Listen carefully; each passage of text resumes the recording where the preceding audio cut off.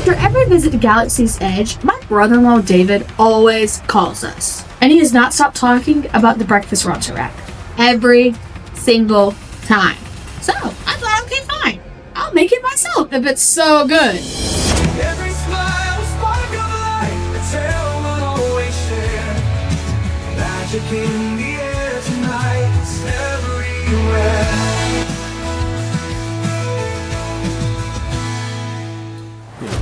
Hi everyone, I'm Natalie, and this is Disney Recipes at Home, the show that recreates your favorite heart snacks, meals, and desserts, all from your kitchen, until we get to see Mickey real soon.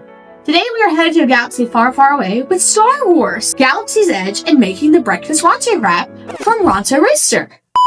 From Ronto Rooster. My mother cow. From Ronto Rooster. From Ronto Roaster. Wrap from Ronto Rooster. Roaster! Roaster! From Ronto Roaster.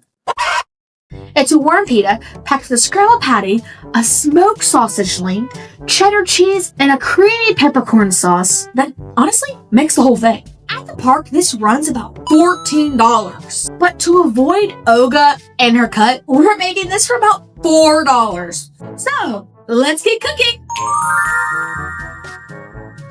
Alrighty y'all, the main flavor of this galactic wrap comes from the sauce. So to create that, we're going to grab a bowl and add a cup of mayonnaise. Once again, my lack of lemon juice is being substituted for lime juice.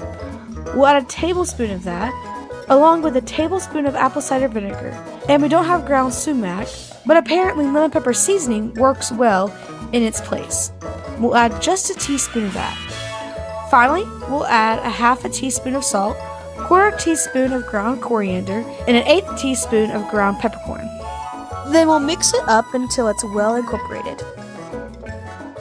You let it chill in the fridge until you're ready to put it with the others. Now we're going to do our smoked sausage.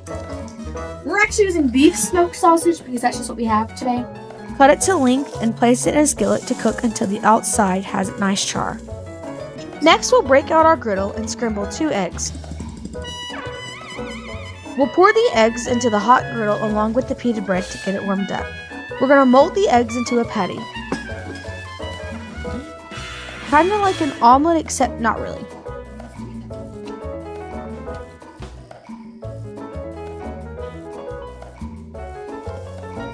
Look at that.